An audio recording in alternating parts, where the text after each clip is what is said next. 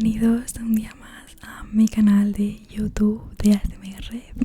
Hola, hola, hola, hola, hola, hola, hola, hola, hola, hola.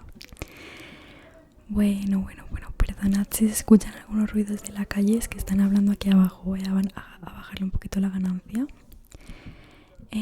Bueno, como habéis visto en el título, hoy es un día, es un vídeo un poquito más especial porque vamos a hacer un vídeo leyendo en inglés. Os explico. Yo ahora me voy a apuntar a unas clases de inglés porque quiero no mejorarlo, sino aprender desde el principio, porque tengo algunos conocimientos, pero obviamente ni sé hablarlo ni lo entiendo del todo. Entonces mi madre tenía un libro que era este de aquí, Emma, que a lo mejor así os puede sonar a algunas personas, no lo sé. Es una novela que básicamente va del matrimonio. Y a ver, tengo unas dudas con este vídeo y con esta lectura, porque como yo no tengo todavía cierto nivel de inglés como para entender este tipo de lecturas, que encima es una novela antigua, pero bueno, me he decidido al final hacerlo. Si veo que cuando va pasando el vídeo, como estos vídeos suelen ser bastante largos, pues no me gusta, no me acaba de gustar la lectura, no acabo de ver que encaja la lectura, pues la cambiaré al libro que os he estado leyendo estos últimos vídeos de lecturas susurradas o de lecturas en soft spoken. Así que bueno, sin nada más que decir, espero que disfrutéis mucho este vídeo, que si entendéis inglés pues lo disfrutéis también aún más, y si no, pues que me escuchéis leer en inglés, que creo que también va a ser divertido y relajante. Así que gracias por entrar, un beso enorme y a relajarse. ¿Escucháis mejor? Antes he estado viendo que había una introducción. Introduction and Notes by Nicola Bradbury. General Introduction. Wordsworth Classic and Inexpensive Editions designed to appeal to the general reader and the students, while commissioned teachers and specialists to write with ranking jargon-free. Introductions and to provide notes that will assist the understanding of our readers, rather than interpret the stories for them. In the same spirit, because the pleasures of reading are inseparable from the surprise. Secrets and revelations that our narratives contain, we strongly advise you to enjoy this book before turning to the introduction. Y ahora ya empieza la introducción. Introduction. Emma, published in December 1815, and dedicated reluctantly but by invitation to the Prince Regent, is the product of an accomplished novelist who is also a 40 years old unmarried woman of limited means living in a society where marriage and not great writer's career is every woman's expected path to success. This is a novel like Jane Austen's, contained within a social setting, and leading towards that within where perfect happiness is to be found. It is like Northanger Abbey and Pride and Prejudice, light, bright and sparkling in tone, but it is also like Sense and Sensibility, Mansfield Park and Persuasion, alert to different currents within experience, and particularly those labeled to confront women. The formal qualities of the text including the distinctive art attributes of its heroine and the fine control of the narrative voice, constitute a work of art whose own self-conscience creates a wide aesthetic image of the understanding, which lies at the heart of its themes. Quiero hacer un pequeño paréntesis, que si vosotros entendéis inglés y me estáis escuchando, a lo mejor leer esto o que lo estoy pronunciando mal, perdonadme, no estoy acostumbrada a leer en inglés, pero hago todo el esfuerzo posible. Gracias. Response to Emma have registered but it's sparkly and some things more constrained, though rarely with the exact voice of the original. A early reader praised its fidelity to life, like the novelist Susan Ferrer in 1816. Gough found it excellent, or Sir Walter Scott, who claims we therefore bestow no mean compliment upon the author of Emma, when we say that, keeping close to common incidents, and to such characters occupy the ordinary walks of life. She has produced sketches of such spirit and originality, or like Charlotte Bronte's The Belittled, those some achievements. She does her business of delineating the surface of the life of gentle English people curiously well. Amongst critics of our own time, Marilyn Butler recognizes the importance of that surface which substantiates the context of Emma. Not merely the world of the novel, but that of its production and reception, both in social and historical and also in literary terms. This apparent order belongs to a world of shifting social and economic structures, where unrest in revolutionary France suggested the terrible possibilities of radical change, a world to where Gothic horror and romantic sensibilities met. Subvert the 18th century aesthetic of rational proportion, through fidelity to detail. Austen proposed a picture of more than superficial accuracy, unraveling the deeper bowels, the structures of meaning and interpretation that operate within the effective space but also emerge from the reading to change the audience. Feminist criticisms following the lead of Susan Gilbert and Sandra Guar has focused particularly on fissures in the text betraying two aspects of a woman's experience: the days of insignificance and evil, that are glossed over with the dominant patriarchal ideology of Austen's day.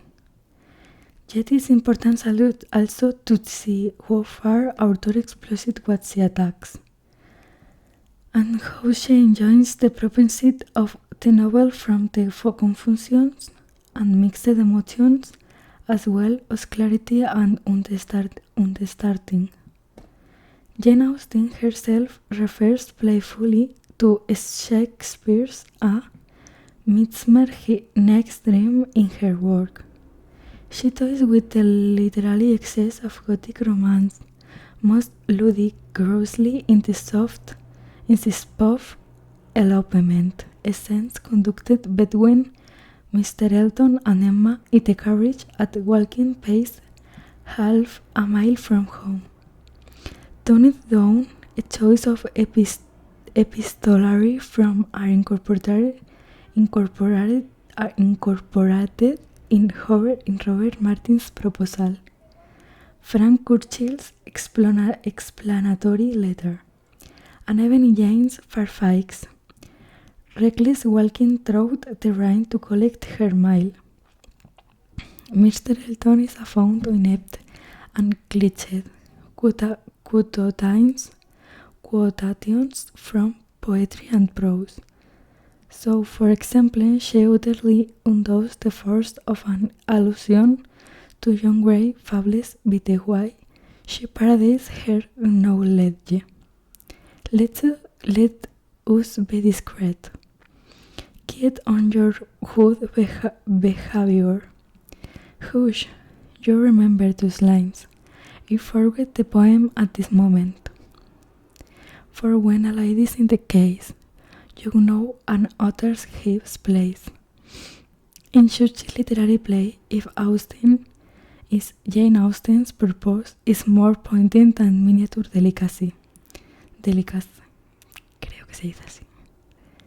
Charlotte Brontë supposed it is equally skillful, though per parts more varied and more boisterously entertaining. Basic literary models, the novel invokes the visual arts in Emma watercolors. Music via Jan Fairfax, piano and her duets with Frank Churchill. Dance and the diversions of formal dinners, parties, picnics and excursions. Words, games also forward in the text, from Harriet's collection of conundrums to play with the children's alphabet, or the demand for clever nonsense at Box Hill. Backgammons, piquet, quadrille and whist are amongst the game of skill and chance. Some two-handed, some playing in pairs, which entertain Mr.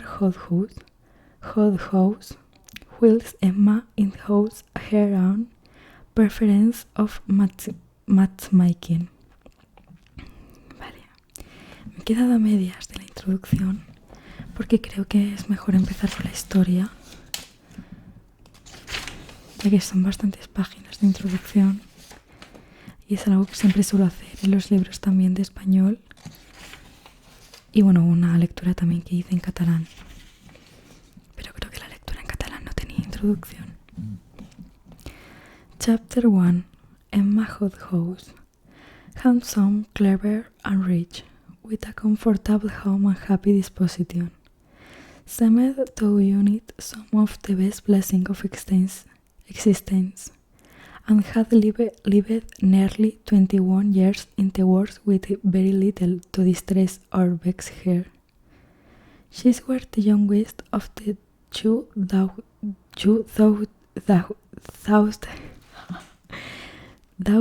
daughters of a most affectionate, indulgent father, and had, in consequence of her sister's marriage, been mistress of his house from a very early period. Her mother had died too long ago for her to have more than an indistinct remembrance of her cares, and her place had been supplied by an excellent woman as governess, who had fallen little short of mother in affection. 16 years had Miss Taylor been in Mr. Hobhouse's family, less a governess than a friend, very fond of both daughters, but particularly of Emma. Between them it was more the intimacy of sisters.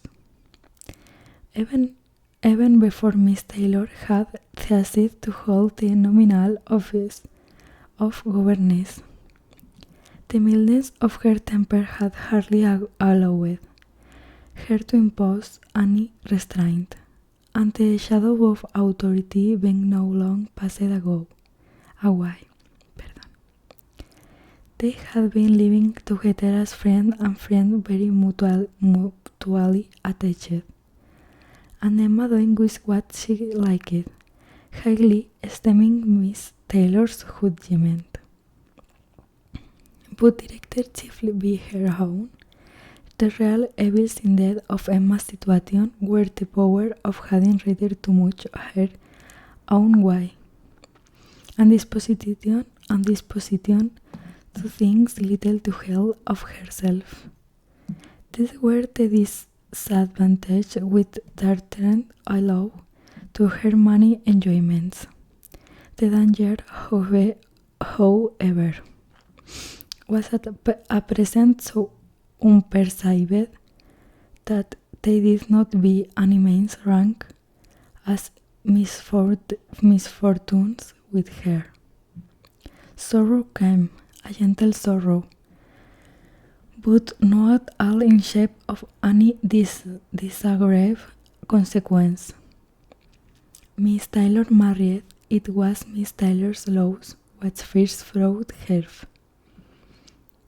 Vamos a dejarlo, pero esto me voy a apuntar a las clases. Me gustaría rehacer esta lectura cuando ya sepa mejor leerlo y entenderlo. Así que vamos a seguir con el libro de Asesinos en Serie. Y voy a acabar básicamente el capítulo de El vampiro. Así que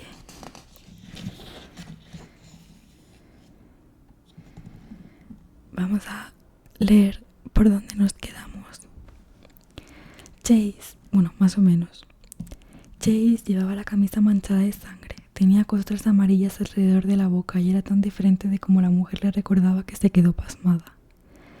De hecho, no lo reconoció hasta que él le preguntó si ella estaba en la moto cuando su antiguo novio, un amigo de Chase, se mató en un accidente. Contestó que no y le preguntó quién era. Chase dijo su nombre y ella intentó distanciarse, aduciendo que tenía que ir al banco. Se quedó esperándola, la siguió a su coche e intentó introducirse por el lado del pasajero. Ella puso el seguro y salió disparada. Unos minutos más tarde, Chase cruzó el porche de una casa cercana al centro comercial. Y cuando el propietario le gritó que no lo hiciera, contestó que solo estaba tomando un atajo. Entonces salió de la propiedad y entró en la casa de al lado la de Terry Wallin. A mediados de 1978, el cuerpo del niño desaparecido había sido encontrado, también cerca de la casa de Chase. Este se había negado a contar mucho en la cárcel. El lugar previsto para el juicio se cambió de Sacramento a Palo Alto, y hubo más retrasos. Durante el año siguiente, un psiquiatra logró ganarse la confianza de Chase y conversar con él. En una de sus charlas obtuvo la siguiente confesión bastante extraordinaria en respuesta a la pregunta de si Chase habría seguido matando. La primera persona a la que maté fue por accidente. Mi coche estaba estropeado. Quería irme, pero no tenía transmisión. Tenía que conseguir una casa. Mi madre no me quería coger en Navidades. Antes siempre me cogía en Navidades. Cenábamos y yo hablaba con ella, con mi abuela y con mi hermana. Aquel año no me dejó ir a su casa y disparé desde el coche y maté a alguien. La segunda vez, las personas habían ganado mucho dinero y tenía envidia. Me estaban vigilando y disparé a una señora. Conseguí algo de sangre de aquello. Fui a otra casa, entré y había una familia entera ahí. Les disparé a todos. Alguien me vio allí. Vi a una muchacha. Ella había llamado a la policía y no habían podido localizarme. La novia de Kurt Silva. El que se mató en un accidente de moto. Lo mismo que un par de amigos míos y tuve la idea de que habían matado a través de la mafia. Que él estaba en la mafia, vendiendo droga. Su novia recordaba lo de Kurt. Yo estaba intentando sacar información. Dijo que se había casado con otro y no quiso hablar conmigo. Toda la mafia estaba ganando dinero haciendo que mi madre me envenenara. Sé quiénes son y creo que se puede sacar esto en un juicio si, como espero, logro recomponer las piezas del puzzle. El juicio se inició a principios de 1979 y el 6 de mayo de aquel año, Iris Young, periodista de Sacramento Bee, describió a Chase. El acusado estaba totalmente apático, sombrío, pelo marrón, lacio, ojos apagados y hundidos, tez cetrina y delgadez extrema. No le sobraba apenas carne en los huesos. Durante los últimos meses y medio, Richard Trenton Chase, solo unas semanas de su 29 cumpleaños, Ha estado sentado encorvado, jugando con los papeles que tiene delante de él, o con la mirada vacía puesta en las luces fluorescentes de la sala. Solo hubo juicio porque la fiscalía se empeñó en pedir la pena de muerte, basándose en una nueva ley estatal recientemente aprobada en California.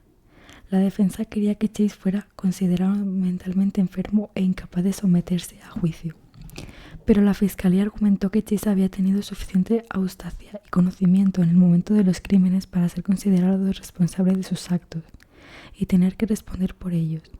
Le acusaron de 6 asesinatos en primer grado: Terry Wallin, los 3 personas en casa de los Mirot, el bebé muerto y Ambrose Griffin. El jurado solo deliberó un par de horas y le declaró culpable de todos los asesinatos. El juez lo mandó al corredero de la muerte de San Quintín a la espera de su juicio, de su ejecución en la silla eléctrica. Yo no estaba de acuerdo en absoluto con el veredicto ni con las orientaciones que se había dado al caso. Ocurrió en el mismo periodo en el que el antiguo inspector del Ayuntamiento de San Francisco, Dan White, asesinó al alcalde Moscone y al inspector Harvey Milk. White alegó que se había vuelto loco porque había consumido un tipo de comida basura, los Twinkies, y su estrategia fue aceptada. Lo mandaron a una cárcel estatal sin pena de muerte. Richard Chase, en cambio, que tenía claramente una enfermedad mental y debería haber pasado el resto de su vida en un psiquiátrico, fue condenado a muerte. John Conway y yo visitamos a Chase en el corredero de la muerte de San Quintín en 1979. Conway era el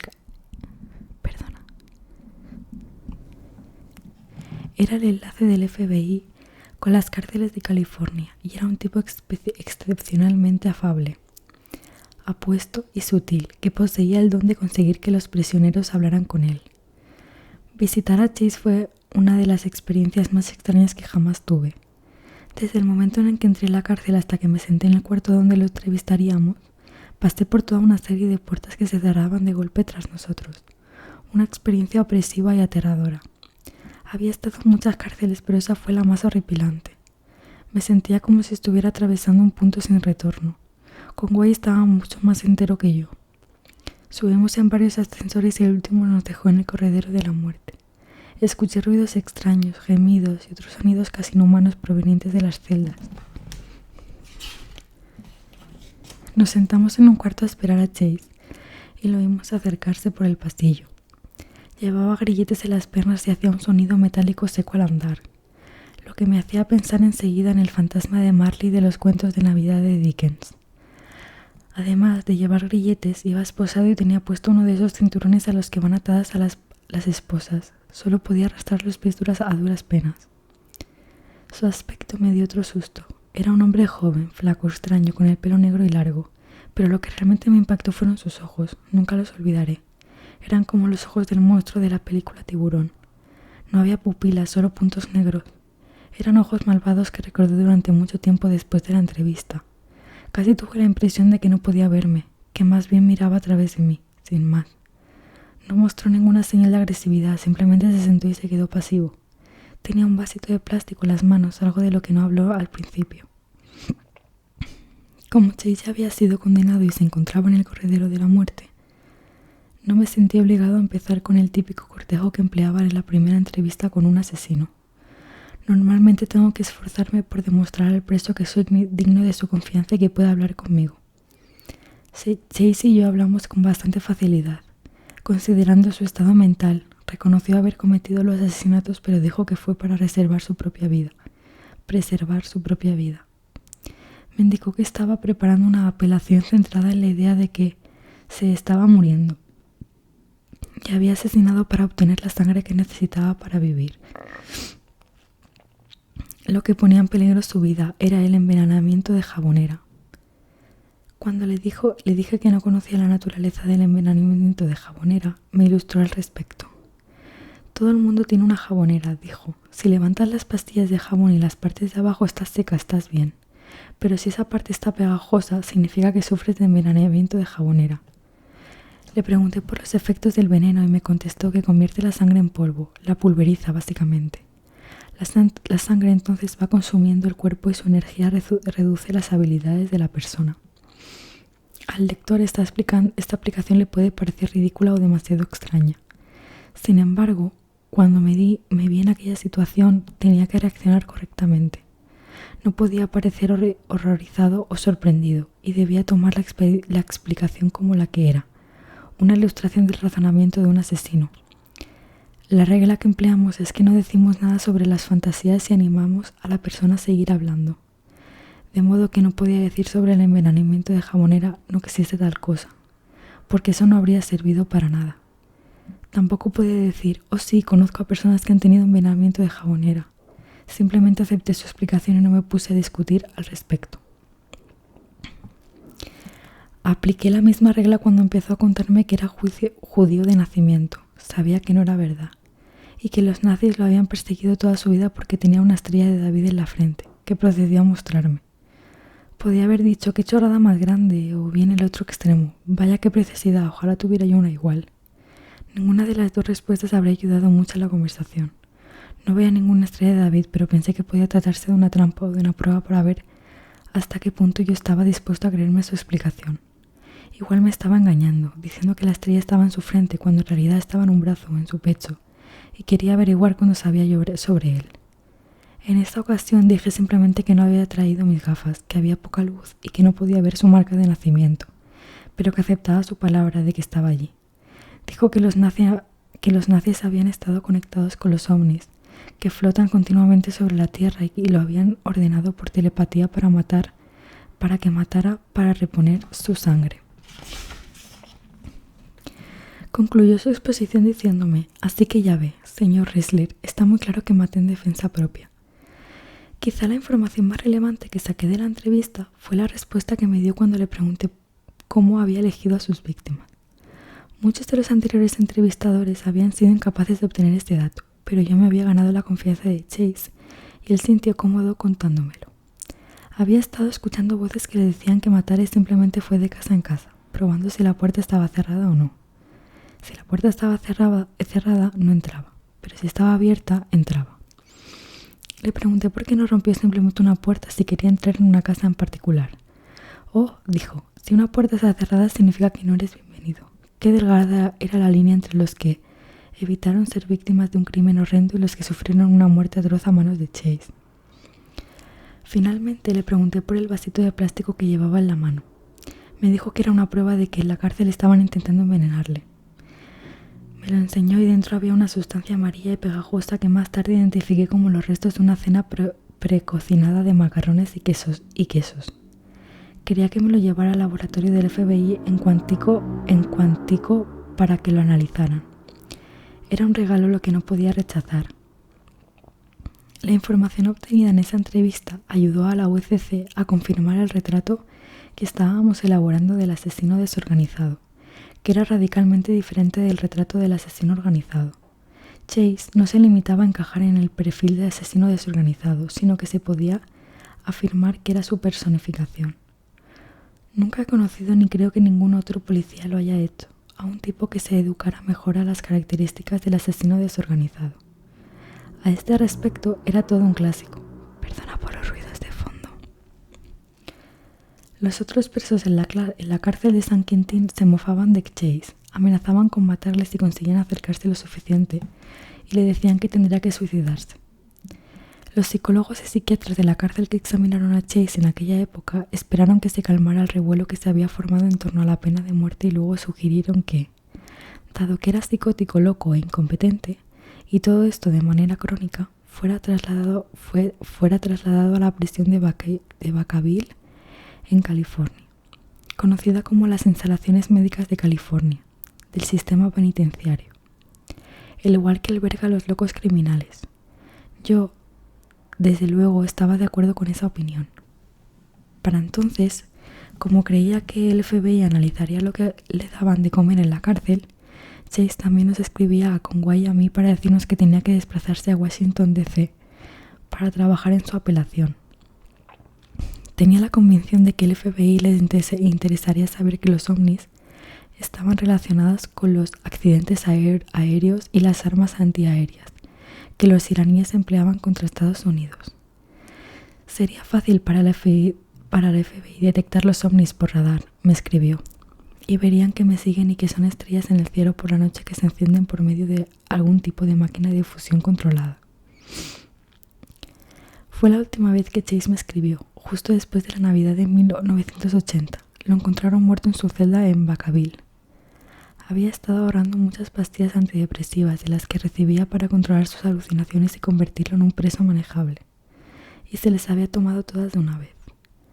Algunos dijeron que era un suicidio, otros siguieron creyendo que había sido un accidente, que Richard Trenton Chase había ingerido todas las pastillas en un intento de acallar las voces que le habían impulsado a matar y que lo atormentaban hasta el día de su muerte. Y hasta aquí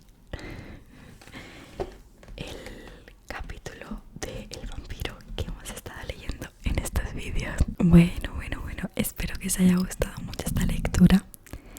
Os quería pedir perdón por no haberos acabado de leer la lectura en inglés y también por la mala pronunciación y si no lo he leído correctamente. Poquito más os voy a decir. Hasta el próximo vídeo. Os quiero mucho